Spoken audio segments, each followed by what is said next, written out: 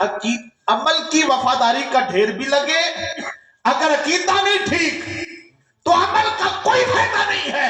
المستدرک الصحیحین جلد نمبر 4 صفحہ نمبر 293 حدیث طیبہ نمبر 4712 آقا نے فرمایا لو ان رجلا سفر بین الرکن والمقام فصلى وصام حتى لقي الله وهو مبغض لاہل بیت محمد دخل النار کما قال۔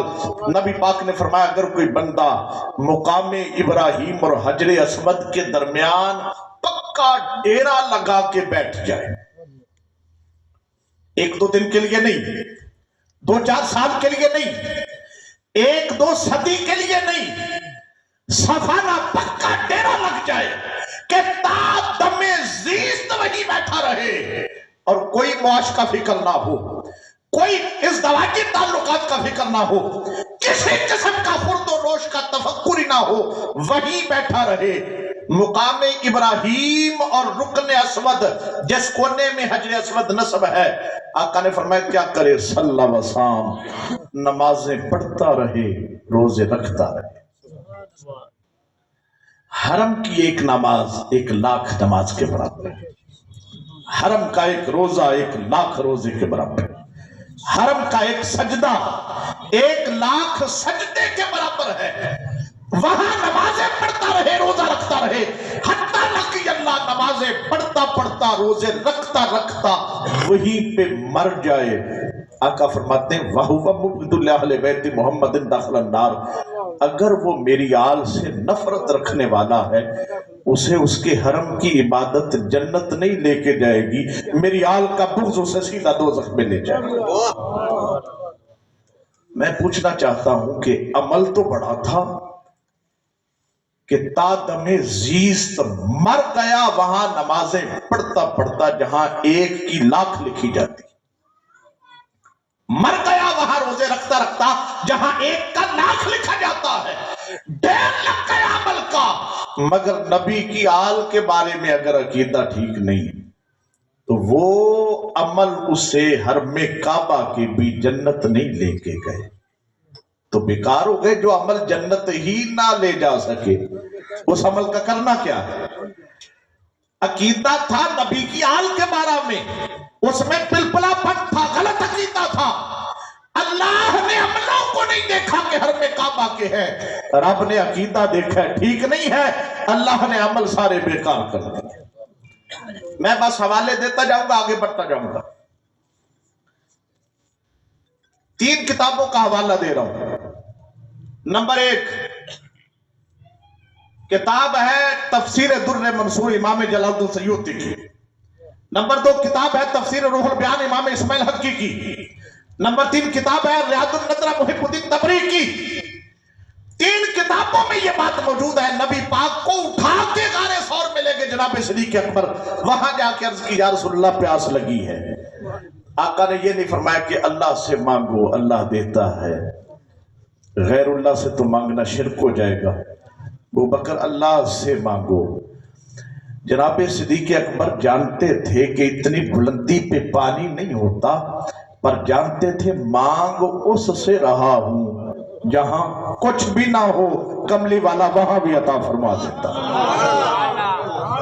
اعلیٰ حضرت عظیم البرکت مجدد دونوں ملت کش تشک رسالت امام اہل سنت واقف رموز حقیقت و معرفت تاجدار رضویت منبع علم و حکمت رہبر طریقت و شریعت گل گلشن ولایت اہل سنت کی جان، حق کا فیضان، حقانیت کی پہچان، حق و صداقت کی برہان، عشق و مستی کا سامان، مسل کے حق کے ترجمان، صاحب کنز الایمان، مؤید ملت طاہرہ، صاحب حجت قاہرہ، مطلع انوار سمدانی، منبع اسرار ربانی، فانوس نور حقانی، نائب غوث جیلانی، اشائی محمد رضا خان فاضل بریلوی نے یہی بات کی ہے، مانگیں گے مانگے جائیں گے، منہ مانگی پائیں گے۔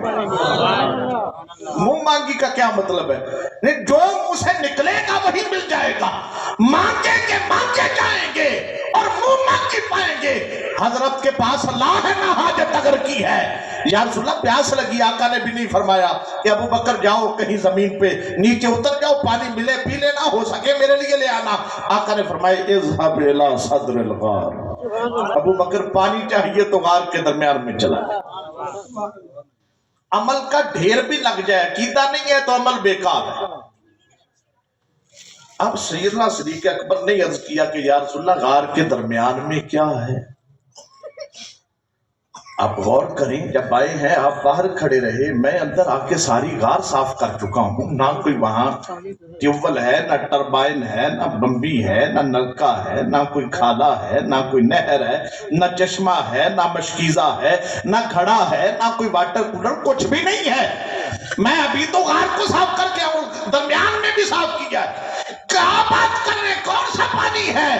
جناب صدیق نے نہیں کہا، کیونکہ جانتے تھے اگرچہ میں اندر سے ساری غار صاف کر کے آیا، کملی والا ماہی باہر کھڑا رہا ہے، پر میں اندر رہ کے بھی وہ نہیں دیکھ سکا جو مدینے والے کی آنکھ نے باہر سے نظارہ فرما دیا۔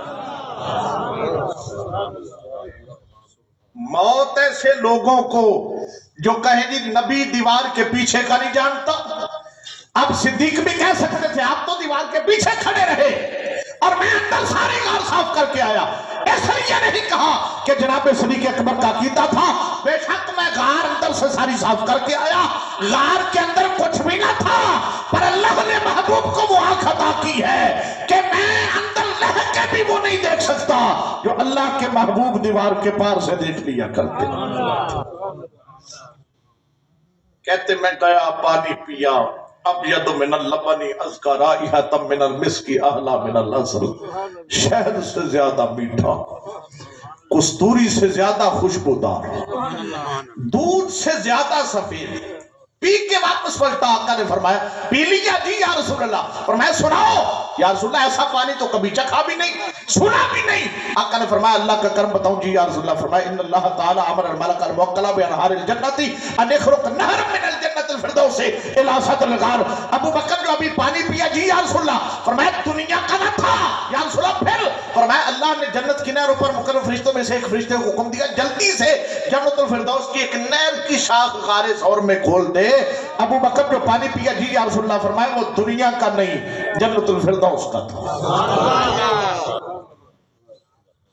اب اس کو بھی ہوش چاہیے جو جناب ابو بکر کو جنتی ماننے کے لیے تیار نہیں، یہ تو ایسا جنتی ہے لوگ جنت کے پیچھے جا کے پیئیں گے، اس کے لیے جنت کے چشمے پیچھے آ کے سے پلا رہے۔ نعرہ تکبیر، نعرہ رسالت، نعرہ تحقیق، نعرہ حیدری، تاجدار ختم نبوت، صحابی نبی، جنتی جنتی نبی، جنتی جنتی نبی، جنتی جنتی۔ فرمایا یہ دنیا کا نہ تھا، یہ تو جنت الفردوس کا تھا۔ ہاتھ باندھ لیے، ولی عند اللہ ھذہ المنزلہ، آقا میرا کوئی اللہ کی بارگاہ میں اتنا مقام ہے، میرے لیے جنت کے چشمے دنیا پہ جاری ہو رہے ہیں۔ فرمایا ابو بکر تیرا مقام بتاؤں؟ جی یا رسول اللہ۔ فرمایا لا يدخل الجنت مبغضک ولو کان له عمل 70 نبیا۔ ابو بکر تیرے ساتھ بغض رکھنے والا جنت نہیں جائے گا چاہے اس کے اعمال 70 نبیوں جتنے۔ لو کان له عمل 70 نبیا، عمل 70 نبیوں جتنے ہو، پر ابو بکر تیرے بارے عقیدہ اگر پلپلا ہو گیا تو جنت نہیں جائے گا۔ میں کہتا ہوں 70 نبیوں جتنے عمل ڈھیر نہیں لگ جائے گا، پر اللہ فرماتے اتنے بھی عمل ہوں، اگر عقیدے کی وفا نہیں تو عمل کی وفا کا کوئی فائدہ نہیں۔